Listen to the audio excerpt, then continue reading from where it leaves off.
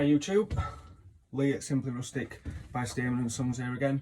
A few people in our Facebook group have asked me to do a video on how we achieve the burnt effect on our wood. It is fairly simple. I'm going to sort you through it today.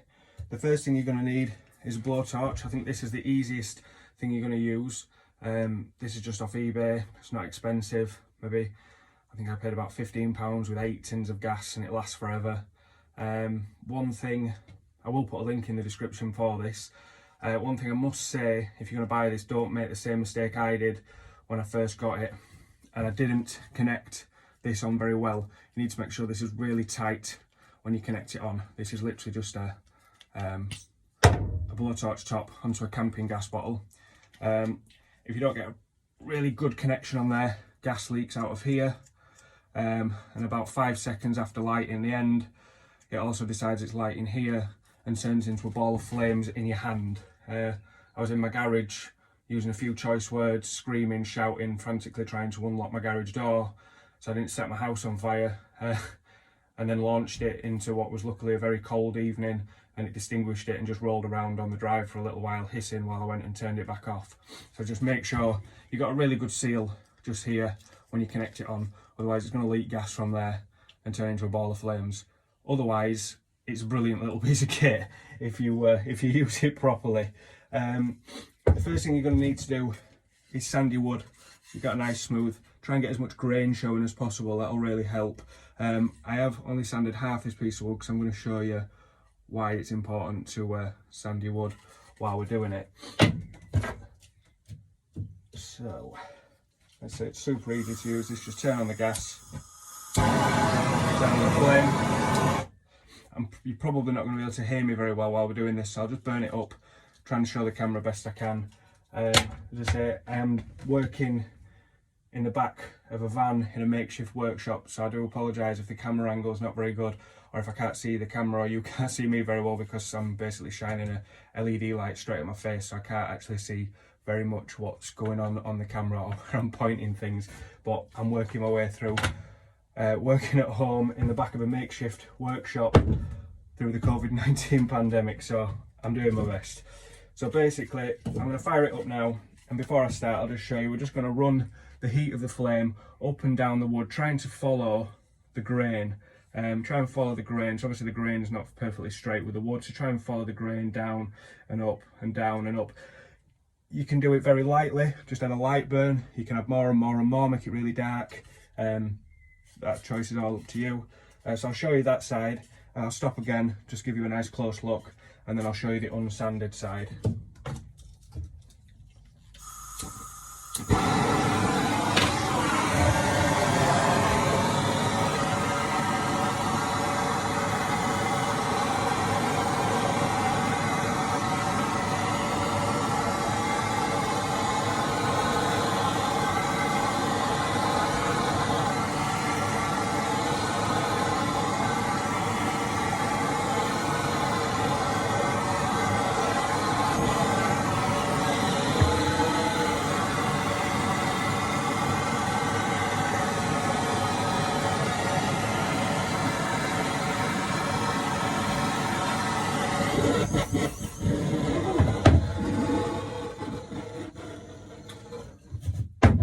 So, there you go, nice burnt piece of wood. We could have gone light or we could have gone darker. I'm sure you saw as we went through, I went over it a few times to try and show you the different depths of darkness you can get out of it. But it does add a really nice effect. One other thing is you will need to varnish this now, especially if it's going to be somewhere where people can touch it, because that is basically like a layer of soot that you've added to the top. And I don't know if I'll be able to show you, but clean finger, we go like that. I've now got soot on my finger, so you do need to varnish that, otherwise, especially if it's somewhere in the house where the kids are going to be able to touch it, every time they run their hands down it, they're going to get soot all over the fingers and rub it all over your house. So make sure you put a nice layer of just anything just to seal it. I just use a clear coat of varnish, and that stops it from leaving soot on everything when you touch it. I'll show you this non-sanded side now. There's a few reasons why you need to sand it. One is because all the raggedy little bits are all going to catch fire. Not going to be a towering inferno, but it's not going to look very nice. And the other reason is you can hardly see the grain, so you're just not going to get the same effect. I'll show you it now and then you can sort of see the difference between the two.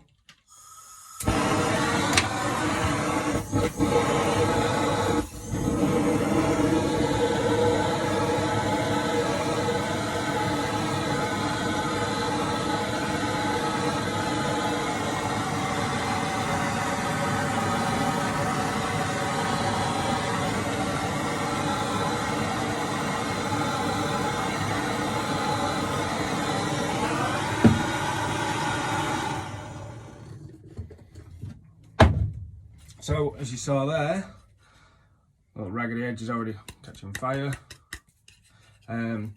This side's actually gone through my table saw, so it's semi-smooth anyway, but as you can see, even though it's not completely raggedy, it's still not a really nice burnt smooth finish like on the other side.